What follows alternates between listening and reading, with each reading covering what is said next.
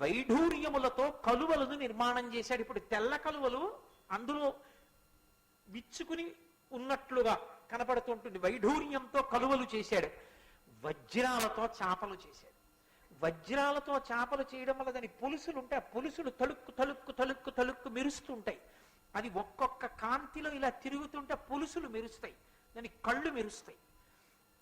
ఆ పులుసులు మెరవడానికి, ఆ కళ్ళు మెరవడానికి వీలుగా వజ్రాలతో చాపలు చేసి విడిచిపెట్టాడు. అవి వెడుతుంటే చాపలు నీళ్లలో తిరుగుతున్నాయనిపిస్తుంది.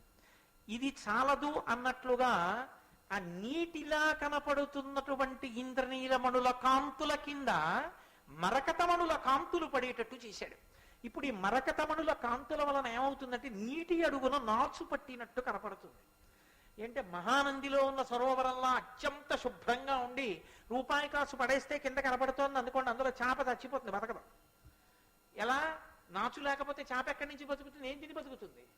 తాబేలు, చేప ఇలాంటివి ఉండాలంటే అక్కడ నాచు ఉండాలి. నాచు ఉంటేనే నీటికి అందం. కాబట్టి ఆ కింద నాచున్నట్లుగా మరకతమణుల కాంతులు పడేటట్టు చేశాడు. మరకతమణితో చేసిన శిల్పాన్ని మీరు ఎప్పుడైనా చూశారో లేదో నాకు తెలియదు. విజయవాడలో కేవలం మరకతమణితో చేయబడినటువంటి అమ్మవారి దేవాలయం ఒకటి ఉంది. ఆ దేవాలయం మీరు దర్శనం చేస్తే మరకతమణితో చేయబడినటువంటి విగ్రహానికి హారతి ఇచ్చినప్పుడు వచ్చేటటువంటి కాంతి చూడొచ్చు. మందప్రసరణ ఉంటుంది. అది అచ్చు నాచు రంగులో వస్తుంది. ఆ నాచు ఎలా ఉంటుందో అటువంటి కాంతి ఆ మరకతమణులలోంచి వచ్చి ఆ సరోవరం కింద నాచున్నట్లుగా కనపడుతుంది.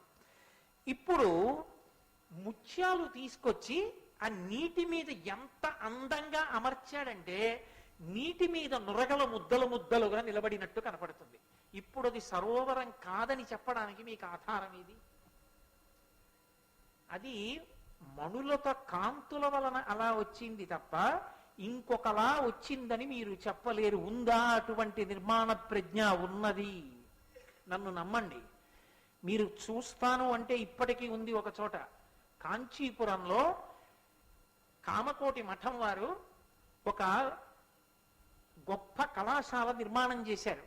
దాని పైన శ్రీచక్ర ఆకృతిలో ఉంటుంది, దాని మీద బిందు ఉంటుంది.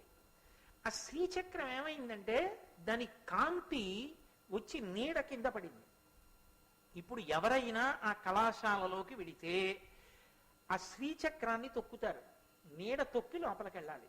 ఎలా? పైన అంతా పూర్తయిపోయింది. పైన అంతా పూర్తయిపోయి కింద ఆ చప్టా నిర్మాణం చేసిన తర్వాత ఈ పరిస్థితి ఏర్పడింది. ఇప్పుడు కళాశాలలోకి వెళ్ళడం ఎలా? కంచికామకోటి పీఠాధిపత్యం వహించినటువంటి అపర శంకరావతారులు మహాపురుషులు చంద్రశేఖరేంద్ర సరస్వతి మహాస్వామి వారికి వెళ్ళి చెప్పారు, అయ్యా శ్రీచక్రం యొక్క నీడ పడింది కింద, ఎవరైనా లోపలికి వెడితే శ్రీచక్రాన్ని తొక్కి వెళ్ళాలి, ఎలా అని అడిగారు. ఆయన కొంతసేపు ధ్యానం చేసి కామాక్షి పరదేవతని ప్రార్థన చేశారు.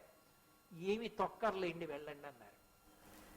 ఎవరైనా ఇప్పుడు వెళ్ళి ఆ శ్రీచక్రం దగ్గరికి వెళ్ళి మీరు ఇలా నించున్నారనుకోండి, మీ ముందుంటుంది యథార్థంగా మేరు ఉంటుంది నీడ. కాలెత్తారనుకోండి మేరువు మీద పడుతుంది. ఎలా? మీరు భయపడతారు. మీరు కాలెత్తి వేశారనుకోండి ఆ మేరువు ముందుకెడుతుంది అడుగు. అరే ఒక అడుగు ముందుకెళ్ళిపోయిందని చెప్పి ఇప్పుడు మీరు మళ్ళీ కాలెత్తారనుకోండి ఇంకో అడుగు ముందుకెడుతుంది. ఎంతమంది ఎన్ని వేపుల నుంచి వచ్చినా అంతమందికి ఒక అడుగు ముందుకుంటుంది, కానీ ఎవరి చేత తొక్కబడదు. ఏమి చెప్పాలి? మీరు కావాలి అంటే అది నగరేషు కాంచి శీర్షికలో వెంకటేశ్వర భక్తి ఛానల్ వారి ప్రసారంలో ఎక్కడో అక్కడ కనపడుతుంది. నేను దాని వ్యాఖ్యానం చేసే రోజుల్లో ప్రత్యేకంగా దాన్ని చూడడం కోసం కంచి వెళ్ళి అది దర్శనం చేసి వచ్చి తెల్లబోయాను. కాబట్టి అటువంటి సిద్ధ పురుషులు కలిగినటువంటి దేశం ఈ దేశం. అటువంటి అద్భుతమైనటువంటి నిర్మాణాలు కలిగినటువంటి దేశం. లేపాక్షి లేదు. సివిల్ ఇంజనీరింగ్కి ఏమిటో పెద్ద విదేశాల గురించి చెప్తాం. దేవాలయం అంతా ఒక స్తంభం మీదే ఆధారపడుతుంది. ఆ ఒక్క స్తంభం మీదే ఆధారపడి ఉంటుందన్న విషయాన్ని నమ్మలేక కప్పంతా ఆ ఒక్క స్తంభం మీదే ఆధారం. ఒక్క స్తంభం మీద కప్పు నిలబడదు. కాబట్టి ఈ స్తంభం కొద్దిగా కదుపుతామన్నారు బ్రిటిష్ వాళ్ళు. కదపండి అన్నారు. గుణపాలు తీసుకొచ్చి ఎందుకైనా మంచిది, ఇది పడిపోతే మనం నలిగిపోతాం, వాళ్ళకి నమ్మకం లేదు ఇన్ని స్తంభాలు ఉండగా ఈ స్తంభం మీదే ఎలా ఆధారపడుతుందని స్తంభాన్ని గుణపాలతో కొట్టి ఒక్క అంగుళం జరిపారు. లేపాక్షి దేవాలయం కప్పు ఒరిగిపోయింది కొంతమేర. ఇప్పటికీ మీరు వెడితే బోర్డు పెట్టి ఆ స్తంభం చుట్టూ ఎక్కడ ఉండేదో ఎన్ని అంగుళాలు జరిగిందో చూపిస్తారు ఆ స్తంభాన్ని. అంత గొప్ప ఇంజనీరింగ్ స్కిల్స్ ఉన్న దేశమని మనం చెప్పేటటువంటి బ్రిటిష్ వాళ్ళకి ఇప్పటికి అర్థం కాదు లేపాక్షిలో ఆ స్తంభం మీద అలా ఎలా కట్టారు. అది భారతదేశపు విద్యా వైభవం అంటే. దానికి వారసులం మనం. కాబట్టి ఎందుకు నిర్మించలేడు మయుడు? ఆయనకున్న దేవతానుగ్రహం అటువంటిది. అందుకే ఇంద్రనీలమణుల నుండి వచ్చేటటువంటి కిరణముల యొక్క కాంతి నీటిగా కనపడితే అక్కడే ఉన్న పద్మరాగమణుల చేత నిర్మింపబడినటువంటి ఎర్రని పద్మములు నిజమైన పద్మములలా కనపడుతుంటే, వజ్రముల చేత చేయబడినటువంటి చేపలు నిజమైన చేపల్లా కనపడుతుంటే, అక్కడ బంగారంతో చేయబడినటువంటి తాబేళ్లు నిజమైన తాబేళ్లు ఈదుతున్నట్లు కనపడుతుంటే, మరకతమణుల చేత తాపడము చేయబడినప్పుడు అందులోంచి వచ్చేటటువంటి కిరణముల యొక్క కాంతి నీటి అడుగున పేరుకున్నటువంటి నాచులా కనపడుతుంటే, ఒడ్డున ఉన్నవాడు సరోవరంలో దిగుతున్నామని పంచ పైకెత్తి పట్టుకుని కాలు అందులో పెట్టి భంగపడితే ఆశ్చర్యమే ఉంది. చిత్రం ఏమిటంటే నీరు లేని చోట నీరు ఉన్నట్టు కల్పించాడు. అది మయసభా నిర్మాణం. నీరు ఉన్న చోట నీరు లేనట్టు కల్పించాడు. ఎలా అంటే గోడలలో స్ఫటిక మణులు పెట్టాడు. ఆ స్ఫటిక మణుల కాంతులు పడుతున్నాయి. స్ఫటికమణి కాంతి కనపడుతోంది గోడలోంచి. తెల్లటి కాంతి పడుతోంది కాబట్టి అక్కడ నీరు లేదనుకుంటారు. అనుకుని కాలు పెడితే అక్కడ జలాశయం ఉంటుంది. ఈ కాంతి కప్పేస్తుంది, కనపడకుండా. నీరు ఉన్న చోట నీరు తెలియదు, నీరు లేని చోట నీరున్నట్లు కనపడుతుంది. అది మయసభ అద్భుతం. బాహ్యం, ఆంతరం కురుక్షేత్ర సంగ్రామానికి బీజం. ధర్మం నిలబడడానికి కారణం. మయసభలోని 2 మడుగులలోంచి పుట్టింది. అది కృష్ణ పరమాత్మ సంకల్పం. అది ఆయన అనుగ్రహం. అందుకే పరమాచార్య స్వామి వారి దగ్గరికి వెళ్ళి ఎవరైనా మహాభారత ప్రవచనం ప్రారంభం చేస్తున్నామని అడిగినా, భాగవతం చెప్తున్నామని అడిగినా, కృష్ణ పరమాత్మని 3 రోజుల పాటు రాత్రింబవళ్ళు పూజ చేసి ప్రారంభం చేయండి అంటూ ఉండేవారు. ఆయన అనుగ్రహం లేనిది ఏం చెప్తాం అని. అందుకే ఇప్పటికీ మహానుభావుడు మల్లాది చంద్రశేఖర శాస్త్రి గారు ఈ వయస్సులో కూడా కంఠం శంఖంలా మోగుతూ ఆ దత్తాత్రేయోపాసనతో నోటి వెంట కృష్ణ భగవానుడని కూడా అందరూ వాసుదేవుడు వాసుదేవుడు అంటూ ఆ మహాభారతాన్ని చెప్తూ అంత పరవశించిపోగలుగుతున్నారంటే ఆయన వెనక కృష్ణ భగవానుడి అనుగ్రహం ఆయనకి ఎంత ఉందో అర్థం అవుతుంది. ఆయన అనుగ్రహం ఉంటే తప్ప అపురూపములు ఎలా కాగలుగుతాయి? కాబట్టి అటువంటి అపురూపమైనటువంటి మయసభా నిర్మాణం పూర్తయింది. 8,000 మంది దృఢకాయులైనటువంటి రాక్షసుల్ని పిలిచాడు. ఒరే, ఇది చెక్కు చెదరకుండా ఉన్నదాన్ని పైకెత్తి తీసుకొచ్చేయండి అన్నాడు. 8,000 మంది బలాఢ్యులైన రాక్షసులు ఈ ఎక్కడెక్కడ ఎత్తితే జాగ్రత్తగా పైకి లేస్తుందో అలా ఎత్తారు. ఎత్తడం అంటే 8,000 మంది అన్ని వైపులా పట్టుకుని ఓడు అటుపక్క ఎత్తితే ఓడు ఇటుపక్కకి ఎత్తితే ఒరిగిపోతుంది. వాహనం ఎత్తండ్రా అంటేనే ఓ ఇద్దరు ఇటు ఎత్తేస్తారు, ఓ ఇద్దరు వదిలేస్తారు, ఒరిగిపోతుంది. ఎత్తడం అంటే ఏదో ఎత్తేయడం కాదు, దాన్ని పరాకుతో అందరూ కలిపి నిర్వహించగలిగిన ప్రజ్ఞ. అందరూ కలిసి చెయ్యాలి, అందరూ కలిసి ఒక కార్యం నిలబడడానికి చెయ్యాలి. అది ఎప్పుడు గొప్పతనం. చాలా మంది పనిచేసే కార్యాలయంలో ఒకరిద్దరి వలన కాదు గొప్పతనం. అధికారి గొప్పవాడు అని ఎప్పుడు నిర్ణయింపబడుతుంది అంటే వీళ్ళందరినీ కలిపి ఒక సంఘంగా చేసి, సంఘంలో టీమ్ స్పిరిట్ అంటుంటారు, మేమందరం కలిపి ఒక సంఘం అనేటటువంటి అభిప్రాయాన్ని ఏర్పాటు చేసి అందరూ కలిసి లక్ష్య సాధన చెయ్యాలి. ఆ భావన ఉద్దీపింపజేసిన వాడు అధికారి, ఆయన నిర్వాహకుడు. కాబట్టి ఆ భావన కలిగిందనుకోండి, మీరు ఇంకా అదే పనిగా ఈ పంచేయి అనక్కర్లేదు. ఆ లక్ష్య సాధన కొరకు అందరూ తాము చెయ్యగలిగినది తాము చేసేస్తారంతే. అది కొనబడిన నాడు ఒక్కొక్కడిని నువ్వు ఎంతకని పొడుస్తావు. అది కాదు సమర్థత అన్న మాటకు అర్థం అధికారిది. అధికారి సమర్థత అంటే ఎవడు బలహీనుండో వాణ్ణి ఎక్కడ ఉంచాలో అక్కడ ఉంచాలి, ఎవరి బలవంతుడో వాడిని అక్కడ ఉంచవలసిన చోట ఉంచాలి. కలిపి అందరినీ ఒక సంఘం చెయ్యాలి. ఒరే మనందరం కలిపి దీన్ని సాధించాలని ఎవరి వంతు వాడు పోషిస్తూ లక్ష్య సాధన చెయ్యాలి. అలా నడిపించిన వాడెవడో వాడు సమర్థుడు, వాడధికారి. కాబట్టి ఈ 8,000 మంది ఆ మయసభని తీసుకొచ్చి ధర్మరాజు గారు ఉన్నటువంటి ఆ రాజధాని నగరంలో ఇంద్రప్రస్థంలో దింపారు. చూశాడు ధర్మరాజు గారు, అబ్బా చాలా బాగుంది అనలేదు. ఆయన వెంటనే ఆ ధౌమ్యుడు మొదలైనటువంటి పురోహితుల్ని పిలిచి సుముహూర్త నిర్ణయం చేశాడు. ఏడుస్తాడు దుర్యోధనుడు, చాలు చాలు చాలు బాబోయ్ ఇంకా పెట్టకండి అన్న మాటలే తప్ప అర్ధాకలితో లేచినవాడు లేడు. ఇంటి ఇల్లాలంటే ఎలా ఉండాలో చెప్పుకుని ఏడిచాడు దుర్యోధనుడు. ద్రౌపదీదేవి బ్రాహ్మణులందరికీ కూడా పరమ గౌరవంతో వడ్డిస్తూనే ఉంది అని చెప్పుకున్నాడు ధృతరాష్ట్రుడితోటి. ఏం చెప్పమంటావు నాన్న, వాళ్ళ వైభవం అని ఏడిచాడు. అది ఒక ఇంటి గృహప్రవేశం చేయడం అంటే, ఒక సభామందిరాన్ని ప్రారంభం చేయడం అంటే ఈ జాతి నేర్చుకున్న విద్య. అది దేవతల యొక్క గౌరవాన్ని కాపాడడం, వాళ్ళ అనుగ్రహాన్ని ప్రోధి చేసుకోవడం. అంతేగాని ఓ రంగుగుడ్డ ముక్క తెచ్చి అడ్డంగా పెట్టి జేబు దొంగలా కత్తిరించుకుంటూ వెళ్ళడం ఈ జాతి లక్షణం కాదు. నేను మన్నింపబడగలుగాక. కాబట్టి వీరుడు ధర్మజుండు 10,000 విప్రుల గొప్ప పాయసాహారము భక్తి పెట్టి మరి అందరకు చెరువేయునేసి విస్తార యశుండు ధేనువుల ధర్మ విధిన్ మణిముద్రికాద్యలంకార దుకూల పుష్పఫల గంధయుతంబుగా నిచ్చి నీలతో. ఆయన సభామంటపంలోకి గృహప్రవేశం చేశాట. ఎలా గృహప్రవేశం చేశాడంటే 10,000 మంది బ్రాహ్మణుల్ని తీసుకొచ్చాట. ఎందుకు బ్రాహ్మణుడికి అంత గౌరవం అంటే, బ్రాహ్మణుడి ఊపిరంతా కూడా వేదం చదవడానికి వ్యయమైపోతూ ఉంటుంది. బ్రాహ్మణుని యొక్క ఊపిరంతా శాస్త్రాధ్యయనమునందు వ్యయమైపోతుంది. బ్రాహ్మణుని ఊపిరంతా శాస్త్ర ప్రబోధంలో వ్యయమైపోతుంది. బ్రాహ్మణుడి ఆరోగ్యం అంతా శాస్త్ర ప్రబోధంలో కరిగిపోతుంది. శరీరం శిథిలమైపోతుంది. అదే బ్రాహ్మణ జన్మకు సార్థకత తప్ప శరీరాన్ని రక్షించుకునే ప్రయత్నం చేసుకోమని కాదు. అంటే నా ఉద్దేశ్యం ఆ గృహస్థాశ్రమంలో ఉండి కూడా నలిగిపోమ్మని నేను ప్రతిపాదన చేస్తున్నానని మీరు అనుకోకూడదు. కానీ శరీరాన్ని దాచుకుందామని బ్రాహ్మణుడు బ్రతకవద్దు అని శాస్త్రవాక్కు. 10 మందికి ధర్మాన్ని చెప్పడానికి తాను శాస్త్రం చదువుకోవాలి, 10 మందికి శాస్త్రాన్ని చెప్పుకోవాలి. చెప్పుకోవడంలో ఊపిరి వ్యయమైపోవాలి. ఆ వ్యయమైపోయి ఆయువు క్షీణించి వెళ్ళిపోయినా అతను సార్థక్యమును పొందినవాడే. అందుకే అటువంటి బ్రాహ్మణుల్ని 10,000 మందిని తీసుకొచ్చి పాయసం పెట్టాడు. ఈ మాట బాగా మీరు పట్టుకోవాలి. పాయసాన్నం వండినప్పుడు పాలు కలుస్తాయి, ధర్మమునకు లోపం రాదు. పాలు కలిసిన పదార్థం, పాలతో ఉన్న పదార్థం తీసుకోవచ్చు.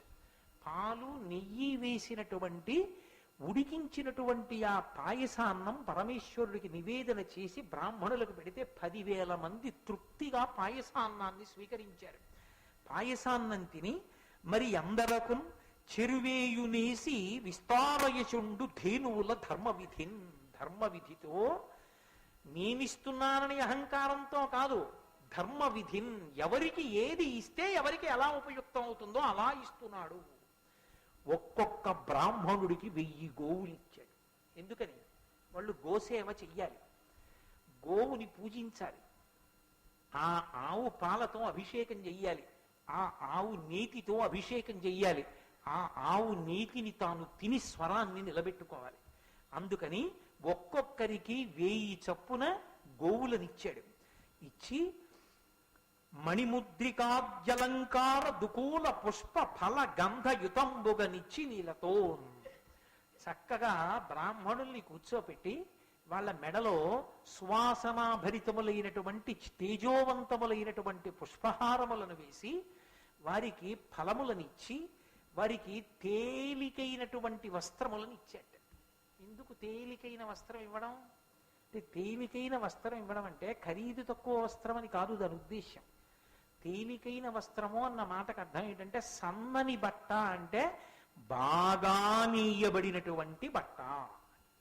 చక్కటి వస్త్రాల్ని తీసుకొచ్చి ఆ బ్రాహ్మణులకిచ్చి మణులతో కూడినటువంటి హారములను వాళ్ళకి అలంకారములుగా సమర్పించి వాళ్ళకి చందనాన్ని అలదాట్. మీరు ఎక్కడ చూడండి బ్రాహ్మణ పూజ యందు చందనాలంకారము ఎంత అవసరమో మనకి చెప్తారు. ఆఖరికి భాగవతంలో కుచేలోపాఖ్యానంలో కూడా సాక్షాత్తు కృష్ణ భగవానుడంతటి వాడు కుచేలుణ్ణి కూర్చోపెట్టి ఆ చందనాన్ని అలదాడు. బ్రాహ్మణ పూజ యందు చందనాలంకారం అనేటటువంటిది అంత ప్రధానమైనటువంటిది. చక్కగా ధర్మపత్ని పిల్లలు ఆ చందనం తీస్తే బ్రాహ్మణ పూజ యందు ఆ చందనాన్ని అలంకారం చెయ్యాలి. కాబట్టి దుకూల పుష్ప ఫల గంధయుతంబుగనిచ్చి లీలతో వీటన్నిటినీ బ్రాహ్మణులకిచ్చి ధౌమ్యుడు మొదలైనటువంటి బ్రాహ్మణులందరి చేత ఆశీస్సులందుకుని ఎక్కడా ఏ దుశ్శకునములు కూడా గోచరించకుండా మిన్నుముట్టినటువంటి మంగళవాయిద్యముల నడుమ ధర్మరాజు గారు తన యొక్క సోదరులతో కలిసి సభామంటపంలోకి గృహప్రవేశం చేశాడు.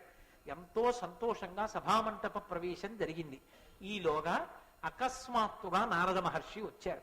ఎప్పుడైనా ఎక్కడైనా దేవకార్యం జరగాలి అంటే మహానుభావుడైనటువంటి నారదుడు రావాలి. నారద మహర్షి వచ్చినటువంటి ఘట్టాన్ని విన్నా, నారద మహర్షి యొక్క దర్శనం విన్నా, నారద మహర్షి యొక్క వైభవం విన్నా వెంటనే పరమేశ్వరుడు ప్రీతి చెందుతాడు. నేను ఉత్తినే అంటున్నానని మీరు అనుకోకండి. ఎందుచేత అంటే మనకి ఒక అక్కర్లేనటువంటి ఆలోచన ఒకటి ఉంటుంది, ఆయన కలహభోజనుడు అని. కాదు, కలహము అతిశయిల్లి తీరుతుంది ఎక్కడ? ధర్మాధర్మముల మధ్య జరుగుతుంది.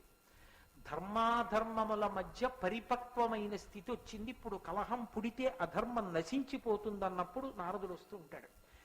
ఎప్పుడిప్పుడు ఇక ధర్మం పూర్తిగా సత్తాని పొందిందో, అధర్మాన్ని తొక్కగలదో, అప్పుడు నిప్పురవ్వ పైకి లేచేటట్టుగా చేసేవాడు నారద మహర్షి. అంటే ఆయన ధర్మ ప్రతిష్టాపన కొరకు కలహాన్ని అతిశయిల్ల చేస్తాడు తప్ప అదే పనిగా దెబ్బలాటలు పెట్టడం ఆయన కర్మ. అంతటి మహానుభావుడికి దేవర్షి అటువంటి నారదుడు నీరజమిత్రుడేల ధరణీగతుడయ్యడు నొక్కొయంచు విస్మేర మనస్కులై జనులు మెచ్చి నిజజ్జుతి చుచుచుండగా నారదుడెగుదించ గగనంబున నుండి సురేంద్ర మందిర స్ఫార విలాసహాసయగు పార్థగృహంబునకున్ ప్రియంబునన్. ఆయన వస్తుంటేట ఆ ఇంద్రప్రస్థంలో ఉన్నటువంటి మనుష్యులందరూ ఆకాశం వంక చూసి అనుకున్నారట పైనుంచి కిందకి దిగుతున్నాడు నారదుడు. ఆయన ఆకాశ సంచారి, ఆయనకు ఆ శక్తి ఉంది. ఎవరు ఈ షట్చక్ర భేదనంలో మూలాధార చక్రాన్ని దాటుతారో వారు పృథివిని భేదించుకుని వెళ్ళిపోతారు. ఒక్కొక్క చక్రాన్ని దాటుతుంటే ఒక్కొక్క భూతం మీద అధికారం సిద్ధిస్తుంది. ఆయనకి లేని సిద్ధులే ఉన్నాయి, అందుకే ఆయన ఆకాశ సంచారం చేస్తారు. ఒకప్పుడు శంకర భగవత్పాదులు వచ్చారు మండన మిశ్రుడి ఇంటికి అలా యోగ మార్గంలో. అలా ఆకాశ మార్గంలో వస్తూ కిందకి దిగుతున్నాడు ఆయన. ఎక్కడో వెడుతున్నప్పుడు కనపడడు, కిందకి దిగొస్తున్నప్పుడు చూశారు. సామాన్యుల నోటి వెంట పలికించారు నన్నయ్య గారు, నీరజమిత్రుడేల ధరణీగతుడయ్యడు నొక్కొయంచు. పద్మములకు మిత్రుడైనటువంటి సూర్య భగవానుడేమిట్రా ఆకాశంలోంచి దిగి భూమి మీదకు వస్తున్నాడని ఎక్కడ వాళ్ళు అక్కడ ఆగిపోయి అలా చూస్తున్నారు. అంటే సూర్యుడు అంటేనే తేజపుంజం, కాంతుల ముద్ద. అటువంటి కాంతుల ముద్ద కిందికి వచ్చేస్తోంది అనుకోండి, కంటిని ఆకర్షిస్తుంది. అందుకే జ్యోతి కంటిని ఆకర్షిస్తుంది. అన్ని కన్నులు అటువైపు చూస్తాయి. అంత పెద్ద తేజస్సుని చూస్తే మిగిలిన ఇంద్రియముల యొక్క శక్తి ఉడిగిపోతుంది. అంటే అంత తేజస్సుని చూస్తున్నారనుకోండి, ఇక చెవులకి పక్క మాటలు వినపడవు. ఎవరో వచ్చి ఇలా అన్నా చర్మం స్పర్శ తెలియదంటే మనసు పుచ్చుకోదు. ఇప్పుడు మనసు ఏ ఇంద్రియంతో ముడిపడిపోతుందంటే నయనేంద్రియంతో ముడిపడిపోతుంది.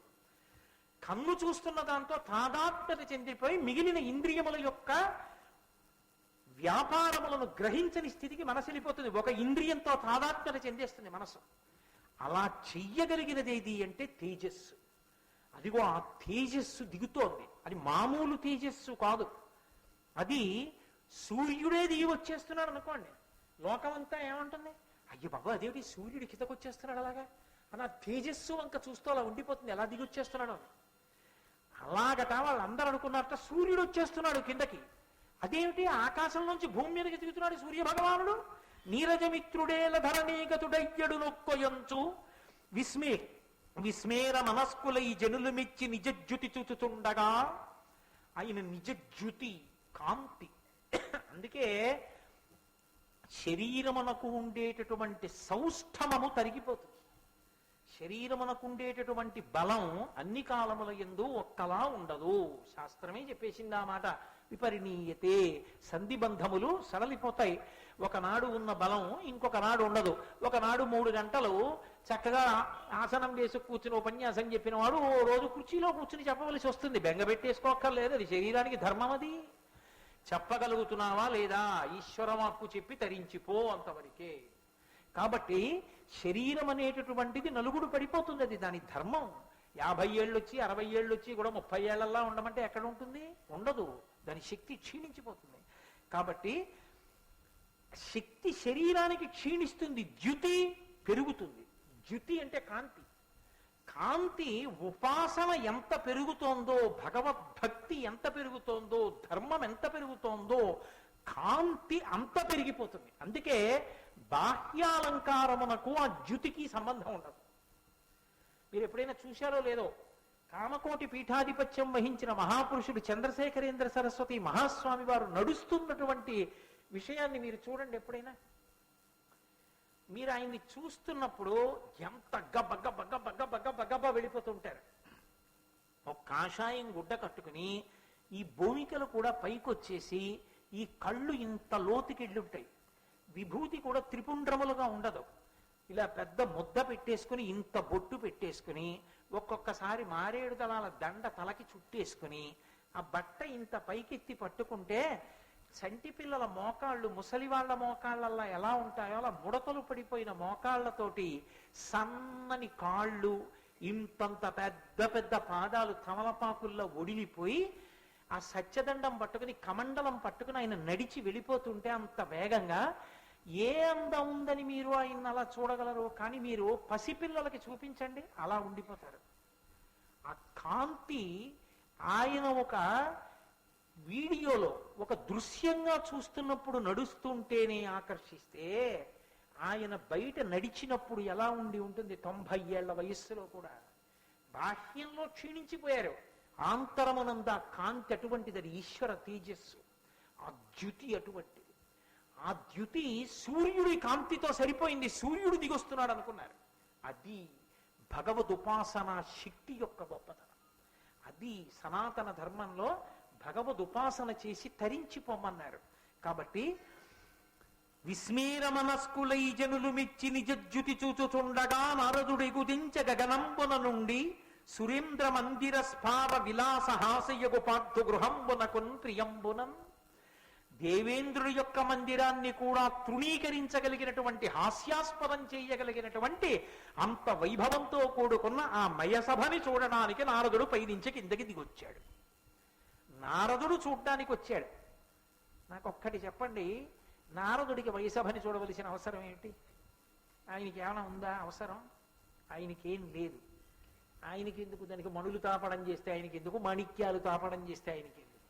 ఆయనకి కావలసింది ఒక్కటే, శ్రీ మహావిష్ణువు, నారాయణ శబ్దం. నారాయణుడు అంతటా ఉన్నాడు. ఎక్కడ ఏ దేని యందు ఏ ప్రకాశవంతమైన లక్షణమున్నా ఆ ప్రకాశవంతమైన విభూతి యందు ఆయనకి నారాయణుడు గోచరిస్తాడు. అయినప్పుడు ఆయనకి మయసభ బాహ్యమునందు అందమైనదని చూడ్డానికి వచ్చినవాడు కాడు. ఈశ్వరుని యొక్క తలంపు నెరవేరడానికి ఏదో కారణానికి కిందకి దిగొచ్చాడు. ఆయన రావడమే భారతాన్ని మలుపు తిప్పుతుంది అని గుర్తు. లేకుండా ఆయన రాడు. అంతటి ద్యుతివంతుడు మయసభని చూడ్డానికి రావడం ఏమిటి? కాబట్టి ఇప్పుడు ఆయన దిగొచ్చాడు. ఎవరు పరుగు పరుగున పెడతారు? ఆయనే వెళ్ళి అడుగుతాడా, అయ్యా లోపలికి ఎడతానండి ఒకసారి చూస్తానండని? మహానుభావుడైన నారద మహర్షి వచ్చాడంటే ధర్మం తెలిసి ఉన్న ధర్మరాజు గారు తమ్ముళ్లతో ద్రౌపదీదేవితో పరిగెత్తురాడు. కాబట్టి పరుగు పరుగున వచ్చాడు. నారద మహర్షికి అర్ఘ్యపాద్యాదులు ఇచ్చాడు. ఆయన్ని సేవించాడు.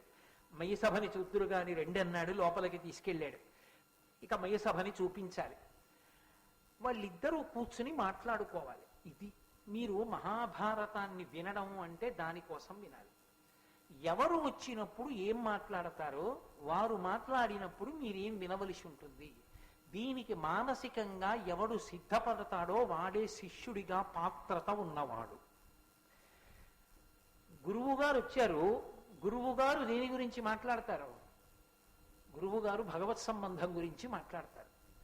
ఆయన నీ ఇంటికి వచ్చి మాట్లాడుతున్నప్పుడు ఏదో నీ ఇంటికి అవసరమైన విషయం ఏదో ప్రస్తావిస్తారు, దానికోసం నువ్వు ఎదురు చూడాలి. అంతేకాని ఆయన దృష్టిపథం చెదిరిపోయేటట్టుగా వీడికి చెప్తే మాత్రం తలకెక్కుతుందా ఆయన అని ఆయన లేచి వెళ్ళిపోయేటట్టుగా నువ్వు మాట్లాడడం మొదలెడితే, నీకు ఏది అవసరమో, నీ కీర్తికి ఏది కారణమో, నువ్వు ఎలా ఉండాలో, ఎప్పుడు ఏది తెలియాలో అది ఉదారుడై నీకు చెప్పేవాడు గురువు. నారదుడు వచ్చి ధర్మరాజు గారి దగ్గర కూర్చున్నాడు. ధర్మరాజు గారు కూర్చున్నారు. ఒక్క మాట ధర్మరాజు గారు మాట్లాడలేదు. అయ్యా కులాసాగా ఉన్నారా, ఈ మధ్యనే మయసభ కట్టామండి అంటే మేమేం అడగలేదండి, మయుడు వచ్చి అడిగాడండి, మయుడిని మా తమ్ముడు రక్షించాడులేండి. ఈ కథంతా ధర్మరాజు గారు ఏమీ చెప్పలేదు. ఎందుకు చెప్పలేదు? అది ఆయనకు అనవసరం. ఒకటి, ఆయన ఇవన్నీ చెప్పినా దానికి ఏం పెద్ద ఇష్టపడడు. రెండు, ఆయనకి తెలియకుండా ఉంటుందా? ఆయనకి తెలియనిది నేను చెప్తేనే తెలియవలసినది ఒకటి ఉందా? ఆయన అడిగితేనే చెప్పాలి. ఆయన ఏదైనా చెప్తే నేను వినాలి. ఆయన చెప్పే వరకు నేను ఎందుకు అడగాలి? నేనేం అడగాలో అది ఆయన నాకు ఆ అవకాశం ఇచ్చినప్పుడు అడుగుతాను. ఆయన నువ్వు మాట్లాడచ్చు అన్నట్టు ఆగుతారు, అప్పుడు మాట్లాడతాను తప్ప ఇప్పుడు నేను మాట్లాడకూడదు. అది శిష్య ధర్మం. అది నేర్చుకోవాలి ధర్మరాజు గారి దగ్గర. అది ఆయన గౌరవం అంటే, అది మర్యాద అంటే. నారదుడు వచ్చి కూర్చుంటే ధర్మరాజు గారు కూర్చున్నారు. ఇప్పుడు నారదుడు మాట్లాడాలి. నారద మహర్షి మాట్లాడితే ఏం మాట్లాడతారు? ఏమిటో మై సభ కట్టారట అని మొదలు పెడతారా? మొదలు పెట్టరు. అప్పటికి ధర్మరాజు గారికి ఏది చెప్పాలో అది చెప్తారు. అప్పటికి ధర్మరాజు గారికి ఏం చెప్పాలి? అర్ధరాజ్యం పంచుకుని రాజుగా కూర్చున్నాడు. అప్పుడే కొత్తగా రాచరికం స్వీకరించాడు. ధార్మికమైనటువంటి పరిపాలన ఎలా ఉండాలో చెప్పాలి గురువు గారు వచ్చినందుకు కదూ. భూపసభాంతరాళమున పుష్కళమత్యతురత్వ మాజి మహాపటు శక్తియున్ యశమునందనురక్తియు ప్రకృతి సిద్ధగుణంబులు సజ్జనాళికి అంటాడు భర్తృహరి. ఎప్పుడు ఎక్కడ ఏది మాట్లాడాలో అది మాట్లాడాలి, అంతేకాని ఒక చోటుకి వెళ్ళి అక్కర్లేని ఇంకొక విషయం మాట్లాడకూడదు. కాబట్టి ఆయన ఏది మాట్లాడుతాడు అని నారదుడు ధర్మరాజు ఎదురు చూస్తున్నాడు. చెప్తున్నారు నారద మహర్షి, ధర్మ విదుండవై, అది ఆయన మొదటి మాట. ధర్మం అదే కదండి, సమస్త వాంగ్మయాన్ని పిండేస్తే రెండే అక్షరాలు ధర్మం అంతే. ఆ ధర్మము కొరకే సమస్తం. అది పక్కన పెడితే మిగిలిందంతా అనవసరం, లొల్లి. ఆ ధర్మాన్ని వదిలిపెట్టి నువ్వేం చెప్దామనుకున్నా అనవసరమే. ఆ ధర్మం చెప్తావా చాలు. ఏకశబ్ద సమ్యజ్ఞాత సృష్ట ప్రయుక్త స్వర్గే లోకే కామదుగ్భవతి. ఒక్క మాట వినడానికి చాలు, ఒక్క మాట ఆచరించడానికి చాలు, తరించిపోతాం. ధర్మ విదుండవై ధర్మార్థ కామంబులొండుంటి బాధింపకుండా ఉచిత కాల విభక్తములుగా లీల సేవించితే. ఎంత పెద్ద ప్రశ్న అడిగాడో చూడండి. ఏమయ్యా, పురుషార్థములని ఉన్నాయి కదా 4, మోక్షం అలా అట్టిపెట్టు. ధర్మ అర్థ కామములు దేశము కాలము అన్న రెండిటి యందు ఒకదానినొకటి బాధింపకుండా అనుభవిస్తున్నావా అని అడిగాడు. అంటాడా ధర్మరాజు? ఈ ప్రశ్నకి ధర్మరాజు జవాబు ఏమిటి అన్నదాన్ని బట్టి తర్వాత మాటలు చెప్పాలి. అంటే ఇంకోలా మాట్లాడాలి. బుద్ధి గడ్డి తిందా అని అడగాలి. ఇహ సంతో నవాసంతి సతోవా నానువర్తసే తథాహి విపరీతాతే బుద్ధిరాచారవర్జిత అని అడిగింది సీతమ్మ. అలా అడగవలసి ఉంటుంది. లేదు తలిలా ఊపితే ఇంకొకలా మాట్లాడవలసి ఉంటుంది. దేశము కాలము దృష్టిలో పెట్టుకొని ధర్మ అర్థ కామములు ఒకదానినొకటి బాధింపకుండా సమన్వయం చేసుకోవడం అలవాటైందా అని అడిగాడు. దేశకాలములను బట్టి అంటే ఒక దేశమునందు ఒక కాలమునందు ధర్మము ఒకటి ఉంటుంది, ఒక దేశమునందు ఒక కాలమునందు ధర్మము ఒకటి ఉంటుంది, ఇంకొకప్పుడు ఇంకొకటి ఉంటుంది. నేను మీకు ఒక ఉదాహరణ చెప్పాలంటే, బ్రహ్మముహూర్తం అయిందనుకోండి, తెల్లవారుజాము అయింది. ఆ దేశమునందు ఎక్కడైనా సరే, నువ్వు ఎక్కడ ఉన్నా సరే, ఆ కాలమునందు ధర్మం ఒక్కటే, ఈశ్వరారాధనమే. భగవంతుణ్ణి ఆరాధించాలి బ్రహ్మముహూర్తంలో.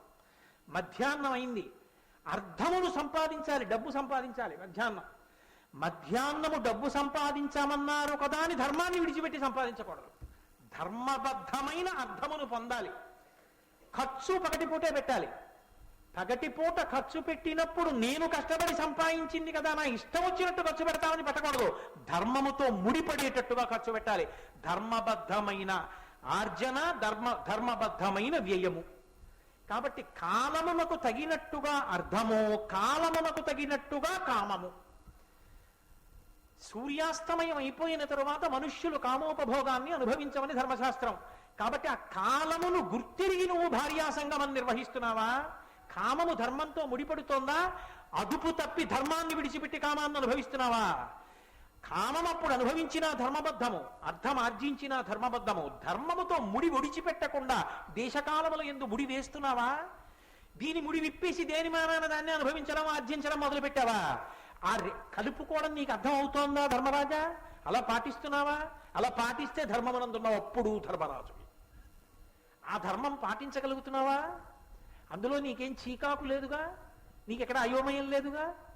ఉందనుకోండి, నిస్సందేహంగా అడగాలి, గురువుగారు ఇక్కడే పెద్ద చిక్కొచ్చింది, ఇక్కడ ఎలా సమన్వయం చేయమంటారు అర్థాన్ని ధర్మాన్ని అడగాలి అన్నాడు ధర్మరాజు. అంటే దేశమునందు కాలమునందు ధర్మ అర్థ కామములను ఒకదానితో ఒకటి ఎలా ముడివేసి అనుభవించాలో అలాగే అనుభవిస్తున్నాను. అదే మోక్షమునకు హేతు. మోక్షమునకు హేతు ఇంకొకటి ఉండదు. అన్నం వండుకోవడానికి ఏం చెయ్యాలి? ఎవరైనా ఒకటే చెయ్యాలి. ఇవాల్టి రోజుల్ని బట్టి నేను చెప్పేది, కుక్కర్లో బియ్యం పోసి నీళ్లు పోసి మూత పెట్టి గ్యాస్కెట్ పెట్టి పైన వెయిట్ పెట్టి స్టవ్ వెలిగించి దాని మీద పెట్టాలి కాదు. అన్నం ఎప్పుడు ఉడికిందో కుక్కరే చెప్తుంది, కూతేస్తుంది.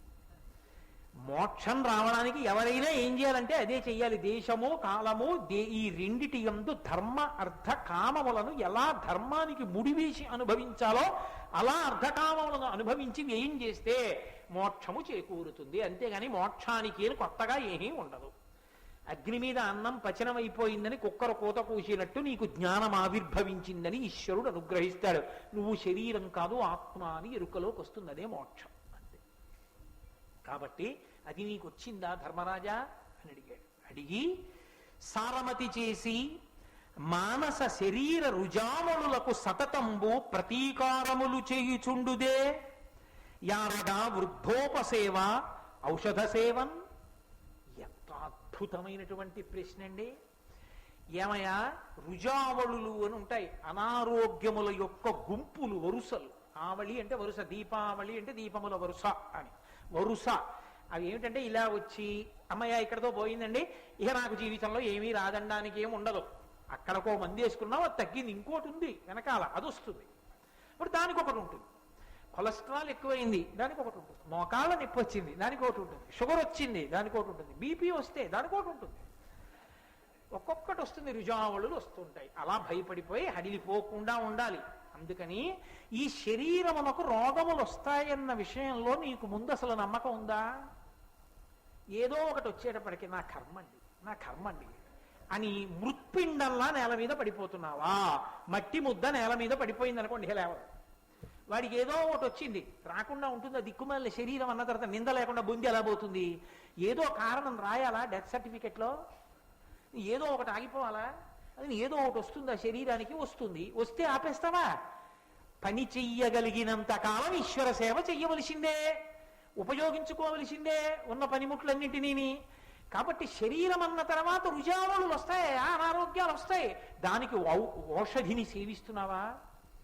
ఏమంటే ఎలాగోపోతుంది కదండి, దిక్కుమాల శరీరం ఎందుకు వచ్చిన మందులండి అని వైరాగ్యం చెప్పకూడదు.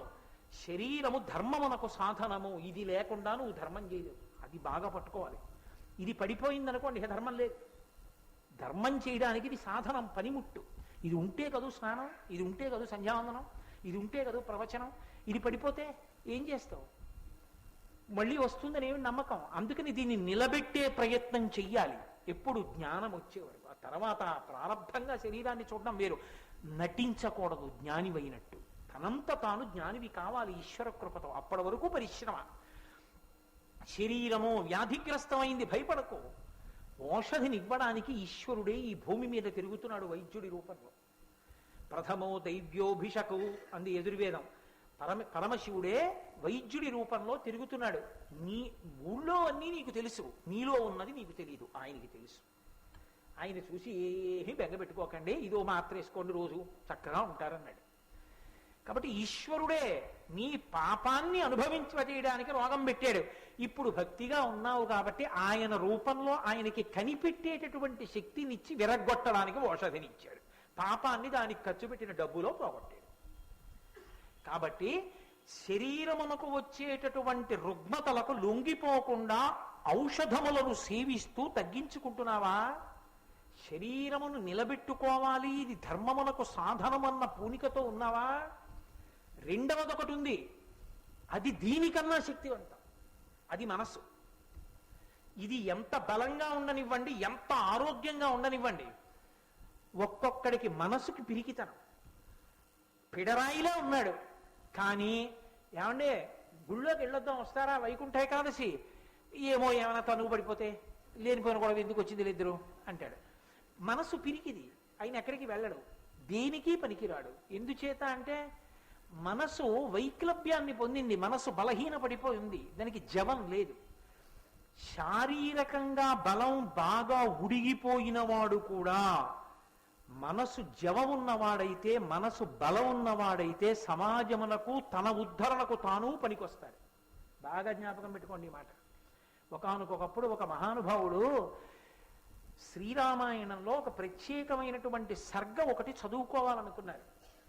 ఆయనకి ఎంత బలహీన పడిపోయిందంటే ఆయన శరీరం ఈ కను రెప్ప తనంత తాను పైకి లేవదు, అలా పడిపోయింది. ఇలా పైకి లేచి నిలబడదు ఆయనకి చదువుకోవాలనిపించింది, వినడం కాదు, చదువుకోవాలి నేను. ఆయన అన్నాడు శిష్యుల్ని, కనురెప్పలకు దారాలు కట్టి తల నుంచి వెనక్కి పెట్టండి, ఇలా లాగుతూ ఉండండి, రెప్ప పైకి వస్తుంది. నేను చదువుకుంటూ ఉంటాను, ఇలా అంటాను, నా కంటికి బాధ కలిగినప్పుడు రెప్పన అలా దారం వదలండి, దిగిపోతుంది. మళ్ళీ కొంచెం వేడి తగ్గింది అనుకున్నప్పుడు ఇలా అంటాను, పైకి ఎత్తండి, నేను అలాగే చూస్తూ చదువుకుంటూ ఉంటాను. ఆయన శరీరం లొంగిపోయింది, ఆయన మనసు లొంగలేదు, ఇంకా జవంతో ఉంది. ఆయన తనని తాను ఉద్ధరించుకుంటాడు. ఇంకా ఆ మిగిలిన క్షణాలు కూడా లేనివాడు ఎంత బలం ఉండనివ్వండి, వ్యాయామం చేసి తిని బలంతో ఉంటాడు. బలంతో ఉండడం ఎందుకు? బలం పోకుండా జాగ్రత్త పడ్డానికి. అది ఇంకా ఈశ్వర సేవకి పరోపకారానికి పనికిరాదు. కూర్చోవడం ఎందుకు? మళ్ళీ రేపు పొద్దున తిని వ్యాయామం చేయడానికి. ఎందుకది? ఏమైనా ఉపయోగం ఉందా దానివల్ల? ఏమీ లేదు. నోటి మాటతో ఉపకారం చేసిన మహానుభావులు ఉన్నారు. రెక్కలు కాలిపోయిన సంపాతి మాట సాయం చేశాడు వానరులకు, రెక్కలు వచ్చాయి. మనసుకి కలిగినటువంటి వైక్లభ్యాలు ఉంటాయి. కుంగిపోయాడంటారు మనిషి కుంగిపోయాడండి ఆయన అంటారు. ఎందువల్ల కుంగిపోతాడు? మనసు మీద తగిలింది దెబ్బ. ఎవడో మోసం చేశాడు, ఎవడో అనరాని మాట అన్నాడు, ఎవడో అగౌరవం చేశాడు, ఎవడో అధిక్షేపించాడు, ఎవడో అవమానించాడు, కుంగిపోయాడు. చాలా బాధపడిపోతున్నాడు. వెళ్ళి మాట్లాడాడు. ఏమిటి నీకొక్కడికే అవమానం జరిగినట్టు బెంగ పెట్టుకుంటావు ఏమిటో? లోకంలో అవమానమును పొందని వాడెవరైనా ఉన్నాడా? నువ్వంటే ఓర్వలేని వాడెవడో నీ మీద ఒక మాట అన్నాడు అనుకో, దానికంత కుంగిపోవడం ఎందుకు? నీ కర్తవ్యతానిష్టతో నువ్వు వెళ్ళిపో. నేను చేద్దామనుకున్నది త్రికరణ శుద్ధిగా చేస్తున్నానా లేదా? మానవమానములతో నీకేం సంబంధం? ఈశ్వరుడు అనుగ్రహించాడా లేదా? మీ గురువు గారు ఒప్పుకున్నారా లేదా? మీ గురువు గారి ఆశీర్వచనం నీకుంది. నాయనా నీ పథంలో నువ్వు నడు అన్నాడు మీ గురువు గారు. ఎందుకు నీకు ఇంకా భయం? ఏటయా అక్కర్లేని వాటికి అన్నిటికీ ఇలా నువ్వు అందరి మాటలు లెక్క పెట్టుకుంటూ పోతే అందరి మాటలకి ఎన్నిసార్లు చతికిల పడిపోతావు? ఎందుకు మనకి వస్తావు? ఇంకా నువ్వు లే అన్నాడు. అంతే, ఉద్యుక్తుడయ్యాడు. ప్రయత్నపూర్వకంగా వృద్ధుల దగ్గరికి వెళ్ళి కూర్చోవాలి. వృద్ధులంటే ఎవరు? నేను అవమానించి మాట్లాడుతున్నానని మీరు అనుకోకూడదు. కేవలము వయసుడిగిపోయిన వారని కాదు, తమ అనుభవంతో తాము కూడా ఎన్ని కష్టాలు పడి ఊంచుకున్నామో చెప్పగలిగినటువంటి వారు. ఒరే ఎవడి జీవితం మాత్రం పూలపాంపురా, ఎన్ని కష్టాలు పడ్డానో తెలుసా అని చెప్పగలగాలి. భీష్ముడి దగ్గరికి వెళ్ళి చెప్పారు, ఒక్క రాత్రి ఉపపాండవులందరూ చచ్చిపోయారన్నాడు. ఆయన ఒక్కొక్కటి చెప్పుకొచ్చాడు. రాజట ధర్మజుండు, సురరాజసుతుండట ధర్మి, శాస్త్రమోత్తేజకమైన గాంధీవము విల్లుయట, సర్వభద్ర సంయోజకుడు కృష్ణుడు సారథియట, ఉగ్రగదాధరుండు భీముడయ్యాజికి తోడువచ్చునట, ఆపద కల్గుటకేమి చిత్రమో అన్నాడు. ఎంత విచిత్రం చూశారా ఈశ్వరుడు యొక్క గొప్పతనం అంటే! ఇప్పుడు రాజు ధర్మరాజే, కౌరవులందరూ చచ్చిపోయారు.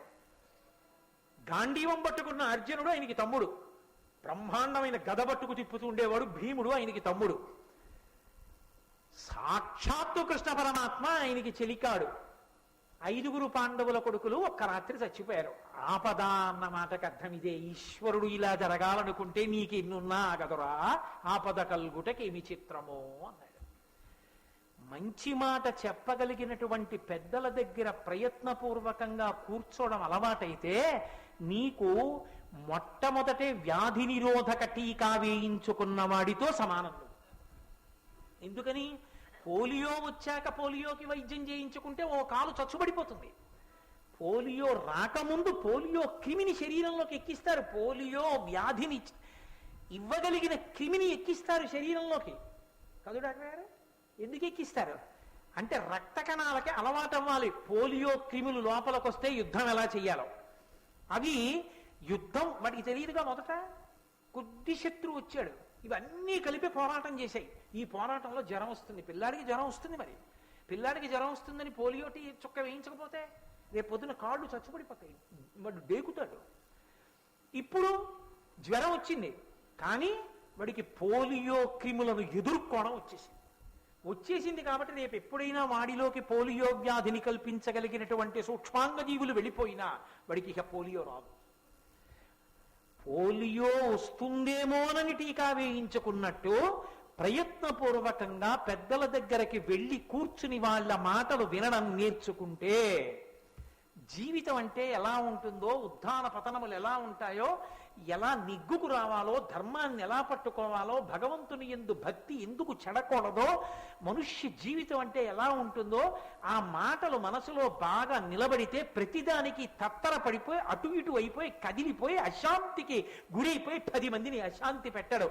తాను స్థిరంగా నిలబడి శాంతిగా ఉంటాడు, 10 మందిని శాంతి యందు నిలబెడతాడు. ఇంకంతకన్నా ఏం కావాలో ఈ ధర్మరాజా? అందుకని ఈ రెండిటికి వైద్యం ఎప్పుడూ చేయించుకుంటున్నావా? శరీరానికి వైద్యం ఔషధంతో చేయించుకుంటున్నావా? మనసుకి కలిగేటటువంటి రుగ్మతను పోగొట్టుకోవడానికి ప్రయత్నపూర్వకంగా పెద్దలను ఆశ్రయించి కూర్చుని వింటున్నావా? నారదుడు చెప్తుంటే వినడంలోనే అర్థం అవ్వట్లా ధర్మరాజుకి అలవాటు ఉందని. కాబట్టి ఏమీ పని లేక రిటైర్మెంట్ అంతా అయిపోయిన తర్వాత బాగా సీనియర్ సిటిజన్లకి 1% ఇంట్రెస్ట్ ఎక్కడ ఎక్కువ ఇస్తారో అందులో డిపాజిట్లన్నీ వేసేసిన తర్వాత ప్రవచనం విని ఏం ఆచరిస్తావు? అప్పుడు కాదు ప్రవచనం. నువ్వు కార్యరంగంలో ఉండగా వైక్లభ్యాలకి గురైపోకుండా ఉద్ధాన పతనముల యందు ఊంచుకుని నిలబడి కర్తవ్యతానిష్టతో నిలబడడానికి కావలసినటువంటి అధ్యవసాయముతో కూడిన బుద్ధిని ప్రకాశింపచేసుకోవడానికి పెద్దలను ఆశ్రయించి మంచి మాటలను వినాలి. లేనినాడు ఎక్కడి నుంచి వస్తుంది ఆ బుద్ధి రమ్మంటే? కాబట్టి అలా వింటున్నావా ధర్మరాజా అని నువ్వు నీ దగ్గర ఉంచుకునేటటువంటి ఉద్యోగుల విషయంలో గుణము సమర్థత ప్రధానంగా ఉత్తమమైనటువంటి వారిని, మధ్యములైన వారిని, అధములైన వారిని నిర్ణయం చేసుకుంటున్నావా? గుణము సమర్థత ప్రధానమై ఉండాలి. ఎవడు అత్యంత గుణవంతుడో, ఎవడు అత్యంత సమర్థుడో వాడిని ఉత్తమమైన పదవిలో పెట్టాలి. ఎవడు అంత సమర్థత లేనివాడో వాడు మధ్యమమైనటువంటి పదవిలో ఉండాలి. ఎవడు అంత సమర్థత లేనివాడో వాడు అసమర్థమైనటువంటి పదవిలో ఉండాలి. పైవాడు లాగితే వీడు వెళ్ళగలిగితే చాలు, పరిగెత్తితే చాలు. ఇంజన్ పరిగెడితే పరిగెత్తడం భోగికి వస్తే చాలు, ప్రతి భోగి ఇంజన్ అక్కర్లేదు. కాబట్టి ఒక్క ఉత్తముడు ఇంజన్ ఒక్కటి ఉంటే చాలు, రైలు అంతా తిరుపతి వెళ్ళిపోతుంది. అన్ని భోగిలే అయితేనే ప్రమాదం కాకినాడలోనే ఉంటుంది కాదు. కాబట్టి ఎక్కడ ఏది ఉంచాలో ముందు నీకు తెలిసి అలా ఉంచుతున్నావా? వాళ్ళని అలా ఉంచి వాళ్ళని ఆయా పదవులలో ఉంచి పరిపాలన చేస్తున్నావా? అది నీకు వచ్చిందా? అసలు ముందు నీకు ఈ లక్షణం వచ్చిందా ధర్మరాజా? రాజ్య పరిపాలన అలా చేస్తున్నావా అని తమ తమ కనియడు తరిజీతము గానక నవయు భటుల దౌర్గత్య విషాదము లేలినవానికి అవశ్యము ఎగ్గునరించు అతడు శక్రుండైనన్. ఏమయ్యా, నీ దగ్గర ఉద్యోగంలో చేరిన వాడు అవసరమైతే యుద్ధంలో తన ప్రాణాలని వదిలేస్తాడు ప్రభువు కోసం. సైనికులు ఉంటారు, ప్రభుత్వం పక్షాన, దేశం పక్షాన యుద్ధం చేసి ప్రాణాలు విడిచిపెట్టేస్తారు. ఇక్కడే ఈ పోలీస్ క్వార్టర్స్ లోనే ఉన్నటువంటి ఎంతో మంది రక్షక భటులు తమ శరీరాలను విడిచిపెట్టేసిన వాళ్ళు ఉన్నారు సమాజ రక్షణ కోసం. అలా విడిచిపెట్టేసినప్పుడు వాడు చనిపోయాడని ఉదాసీనుడవై ఊరుకుంటున్నావా? నిన్ను నమ్ముకుని నువ్వు మార్చ్ అంటే పరిగెత్తుకెళ్ళి తుపాకీ గుండ్లకు పడిపోయిన వాడి భార్యాబిడ్డల్ని చూడ్డం నా కర్తవ్యమని వాళ్ళ భార్యాబిడ్డలు ఏడవకుండా వాళ్ళకి కావలసిన సంబారాల్ని జీతాల్ని అందిస్తున్నావా? వాడు అంత కష్టపడి ఉద్యోగం చేస్తే అన్నం తినడానికి లేకుండా వాడికి వేల పట్టున జీతం ఇవ్వకుండా ఏడిపిస్తున్నావా? అలా చెయ్యకు సుమా, చాలా తప్పు. జీతం ఇవ్వకుండా మార్చడం పరమ ప్రమాదకరము సుమా. ప్రభువు మీద విరక్తి కలుగుతుంది, విప్లవ బుద్ధి కలుగుతుంది. నీ మీద ఎవరికి విశ్వాసం ఉండదు. ఎవరికి ఎప్పుడు జీతం ఇవ్వాలో అప్పుడు అందరికీ జీతం ఇస్తున్నావా? యుద్ధంలో మరణించిన వారి కుటుంబాలు దరిద్రంలో ఉండిపోకుండా వాళ్ళ కళ్ళ నీళ్లు తుడిచి వాళ్ళు సంతోషంగా ఉండేటట్టు ఆయన పడిపోయినా మా కుటుంబాల్ని ప్రభుత్వం ఆదరిస్తోందని 10 మంది సంతోషించేటట్టుగా మార్గదర్శకంగా ఉండేటట్టుగా నువ్వు నిలబెట్టగలుగుతున్నావా? అలా నీ దగ్గర పనిచేసే ఉద్యోగుల యొక్క యోగక్షేమములను నువ్వు చూడగలుగుతున్నావా? హీనులకు కర్షకులకును భూనత ధాన్యంబు బీజములు వణిజులకు మానుగ శతైక వృద్ధి అనూనముగా రుణములిత్తే ఉత్తమ బుద్ధి. దరిద్రులైనటువంటి వాళ్ళు, బలహీనులైనటువంటి రైతులు ఉంటారయా దేశంలో. ఆ రైతుకి భూ కమతం ఉంటుంది, నాగలుంటుంది, ఎద్దులుంటాయి, కానీ అతనికి మళ్ళీ తెచ్చి అక్కడ పంట పండించడానికి వేయవలసినటువంటి ధాన్యపు గింజలు కూడా విత్తనాలుగా దొరకవు. ఎందుకంటే ఉన్న కమతమా చిన్నది, ఆ కమతం మీద వచ్చిన గింజల తన భోజనానికి సరిపోతున్నాయి. మళ్ళీ తొలకరి పడే వేళటికి విత్తనాలు వేద్దామంటే కాసిని గింజలు దాచుకోవడానికి కూడా సమర్థుడు కాడు. అందరూ డబ్బెట్టే కొనాలనకుండా ఈ గింజలు వేస్తే తప్ప వాడు బ్రతకలేడు. కాబట్టి అటువంటి వాళ్ళెవరో నువ్వు కనిపెట్టి వాళ్ళకి ఉచితంగా విత్తనాలు ఇస్తున్నావా? విత్తనాలు ఒక్కటి ఉచితంగా ఇయ్యి. తినడానికి కావలసిన పంట వాడు తెచ్చుకుంటాడు. వాడికి పెట్టడం నువ్వు అలవాటు చేయకు. వాడికి విత్తనాలు కష్టపడడాన్ని మాత్రం పక్కకి తీసేయకు. వాడు కష్టపడి వాడిని బతకని. వాడికి కష్టపడడానికి ఎక్కడ ఏది ప్రాథమికంగా తక్కువో అది నువ్వు అందించు. అలా విత్తనాలు ఇస్తున్నావా? ఆ రోజుల్లో మాట్లాడాడండి మహానుభావుడు నారదుడు. రాజ్య పరిపాలన అంటే, సంఘ సంక్షేమము అంటే, సంక్షేమ ప్రభుత్వము అంటే ఎలా ఉండాలో, ఎటువంటి నియామకాలు ఉండాలో, ప్రభువు ఎంత సమర్థుడై ఉండాలో నారద మహర్షి ఆ రోజున ధర్మరాజు గారికి చెప్పాడు. విన్నాడు ధర్మరాజు. కాబట్టి వర్తకులు ఉంటారు, వారికి 100కి రూపాయి వడ్డీకే అప్పులు ఇస్తున్నావా అని అడిగాడు. ఎవరికి ఇవ్వాలట 100కి రూపాయి వడ్డీకి? వర్తకులకు ఇమ్మన్నారు. ఎందుకని? ఊరు తదస్యద్వైశ్య. పైన శరీరం ఎంత బలిష్టమైనదైనా అయి ఉండొచ్చు, కింద కాళ్ళు ఎంత అందంగానైనా ఉండొచ్చు. తొడలు తోటకూర కాడల్లా ఉన్నాయనుకోండి, ఏం నిలబడతాడు? తొడలు బలంగా ఉండాలి. తొడలు బలంగా ఉంటే ఈ కింద వాటి మీద ఈ పైదాన్ని నిలబెట్టి గమనం ఉంటుంది, కదులుతుంది. వర్తక వాణిజ్య రూపంగా ప్రజలకు కావలసినవి ప్రజలకు అందించి ముడి సరుకులను కొని వాటిని కావలసినటువంటి వినిమయాత్మకమైన వస్తువులుగా ఉత్పాదన ప్రక్రియ యందు సిద్ధహస్తుడై వ్యాపారం చేయగలిగినటువంటి జన్మతః అటువంటి నైపుణ్యమును పొందినటువంటి వాడు వర్తకుడు. వర్తకుణ్ణి నిలబెడితే కదూ సమాజం వృద్ధిలోకి వస్తుంది, 10 మందికి ఉద్యోగాలు దొరుకుతాయి. అందుకని అటువంటి వారిని వృద్ధిలోకి తేవడానికి 100కి రూపాయి వడ్డీ కప్పులు ఇస్తున్నావా? అది ఆనాటి మార్గదర్శనం. సమాజ పరిపుష్టిని కాంక్షించి మాట్లాడారు. కాబట్టి అలా ఇస్తున్నావా అప్పు? పంగుల, మూకాంధుల, వికలాంగులను, అబాంధవుల దయం బ్రోతే భయార్తుం గడిది శత్రునైనను సంగర రంగమునగాత శరణంబనినన్. ఓయ్ ధర్మరాజా, కొంతమందికి ఏదో కొంత ఇచ్చి వాళ్ళు బ్రతకాలని నువ్వు కోరుకోకూడదు. కష్టం చేసి వాళ్ళు అసలు కష్టం చెయ్యడం అన్న మాటకి ఇహ పనికిరారు. ఎందుకని? సమాజంలో వాళ్ళు మోసపోవడానికి, కష్టపడడానికి పనికిరాని రీతికి దగ్గరగా ఉన్న వాళ్ళు విధి చేత అలా నిర్ణయింపబడ్డారు వాళ్ళు. అందుచేత నువ్వు దయతో చూడాలి వాళ్ళని. ఎవరు? పంగుల, కుంటి వాళ్ళు ఉంటారు, 2 కాళ్ళు లేనివాడు. వాడు ఏమి చేయగలడు? వాడు ఏమి చెయ్యలేడు. వాడు ఏమీ చెయ్యలేడు అని నువ్వు అనకూడదు.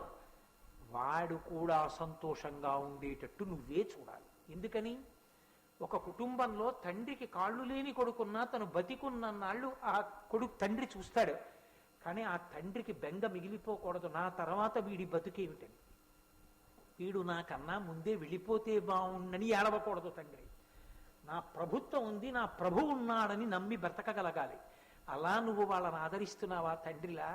ఆ దయ నీ ఎందుందా? ఆ పరిపాలనా నిర్వహణ ఎందున్న కరుకుతనం సంక్షేమ కోణంలో చూసేటప్పటికీ ఆర్ద్రమై మెత్తబడిపోతోందా నీ మనసు? అలా చూడగలుగుతున్నావా ధర్మరాజా? మూకాంధుల, మూగి వాళ్ళు ఉంటారు, నోట మాట లేని వాళ్ళు. పాపం వాళ్ళ జేబులో ఎత్తుకుపోయినా వాడి మెడలోది లాగేసినా వాడు అరవలేదు. వాడికి తీసుకొచ్చి ఎన్నో పెట్టడం కాదు, వాడు తిని సంతోషంగా ఉండేటట్టు నువ్వు శ్రద్ధ తీసుకోవాలి. కాబట్టి మూక అంధుల, కళ్ళు లేని వాళ్ళు ఉంటారు, ఎంతటి ప్రమాదానికైనా లోనైపోతారు, ఎంత తేలిగ్గానైనా మోసపోతారు. అటువంటి వాళ్ళని నువ్వు కంటికి రెప్పవై కాపాడాలి సుమా ప్రభువు. అలా కాపాడుతున్నావా? వికలాంగులను, శరీరమునకు ప్రధానమైన అంగముల యందు వైక్లభ్యమున్న వాళ్ళు ఉంటారు, అటువంటి వికలాంగులను, అబాంధవుల, నా అన్న వాళ్ళు లేని వాళ్ళు ఉంటారు, ఎవ్వరూ లేరు ఒక్కొక్కడికి. అబాంధవుల, అనాథ అన్న శబ్దం వాడలేదు. ఇక్కడ వచ్చింది సంస్కృతిలో తేడా. అబాంధవులు ఉంటారేమో, అనాథలు లేరు సమాజంలో. ఎందుకో తెలుసా? అనాథ అన్నవాడు ఒకడుంటే పరమేశ్వరుడు అన్నవాడు ఉండడం అనవసరం. ఆయన అనాథనాథ సర్వజ్ఞ, అనాథలకు నాథుడు వాడు. వాడు ఉండగా ఎవడు అనాథ ఈ ప్రపంచంలో? ఎవ్వడూ అనాథ కాడు, అందరికీ వాడు ఉన్నాడు. వాడు ఉన్నప్పుడు అందరూ సనాథులే, ఎవ్వరూ అనాథ కారు. అనాథ అన్న మాటే లేదు. అనాథ అన్న మాట వర్తిస్తే పరమేశ్వరుడికి ఒక్కడికే వర్తిస్తుందేమో అన్నాడు ఒక గడుసు కవి. ఆయనకి తల్లి లేడు, తండ్రి లేడుగా, అందుకని ఆయన్ని చూడ్డానికి ఇంకోళ్ళు లేడు కాబట్టి ఆయనే అనాథేమో అని ఆయనే నాలుగు ఖర్చుకుని అన్నాడు. కాదు కాదు, ఆయన్ని చూడ్డానికి అమ్మవారు ఉంది, అమ్మవారిని చూడ్డానికి ఆయన ఉన్నాడు. కాబట్టి అసలు ఈ లోకంలో అనాథ అన్న మాట అన్వయం అయ్యేవాడు ఎవడూ లేడు. ఆ మాట ఎందుకు వచ్చిందో అర్థం కాలేదన్నాడు. అంటే ఎవడో పనికి మాలిన వాడైతే ఆ మాట పెట్టాలి, బుద్ధున్న వాడెవడో ఆ మాట వాడకూడదని దాని అర్థం. అబాంధవులు ఉంటారు తప్ప అనాథలు ఉండరు. నువ్వు అనాథం ఏమిట్రా, మాటే లేదంటే నువ్వు అవతల వాడికి ఉత్సాహం వస్తుంది.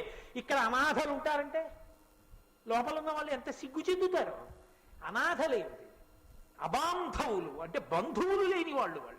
వాడి దురదృష్టం. వాడికి తండ్రి వెళ్ళిపోయాడు, తల్లి వెళ్ళిపోయింది, తోడ పుట్టిన వాళ్ళు అన్నవాళ్ళు లేరు. వాడికి ఆయన మా దేహబంధువు అని చెప్పేవాడు ఎవరు లేడు.